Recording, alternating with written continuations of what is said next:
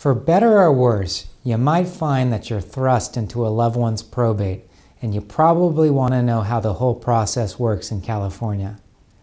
The probate court actually publishes a simple diagram of the probate process on its website that is quite handy to refer to. Here it is. As you can see, the first thing that needs to be done is that a petition for probate must be filed. Who files that petition depends on whether a will was created that nominated an executor or not. In the cases where there is a will, the nominated executor normally files the will with a petition for probate. Where there is no will, California law gives priority to certain interested persons to begin the probate process. And the interested person could be an heir, relative, or even a creditor. At any rate, the petitioner for probate subsequently sends out notice of the petition to all the potential heirs and relatives, along with all the pertinent information as to the time and place where the probate hearing will be held.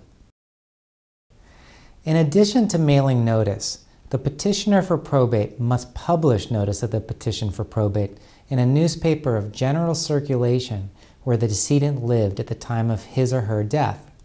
Also, unless bond was validly waived in a will, the personal representative will be required to post bond.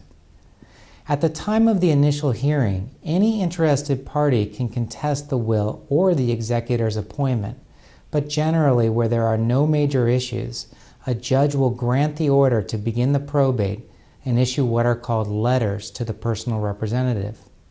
Letters simply give the representative the power to administer the estate. So now that the process has begun, the meat and potatoes of the process must be completed. For the next 4 months or longer, the personal representative completes an inventory and appraisal of all the decedent's assets, pays bills, files tax returns, and manages the estate's assets.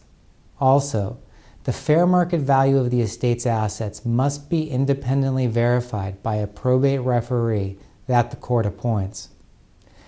At the same time, all reasonably ascertainable creditors of the estate must be sent notice of the probate, and they have 4 months to submit their claims. The representative in turn can accept or reject such claims. Eventually, after all the duties have been completed and where there are no major fights or issues, the personal representative submits a final accounting and report to the court for its approval. A final distribution petition is filed for this purpose. Notice is given as always, and once approved, assets are distributed to the heirs and the attorney is paid attorney's fees.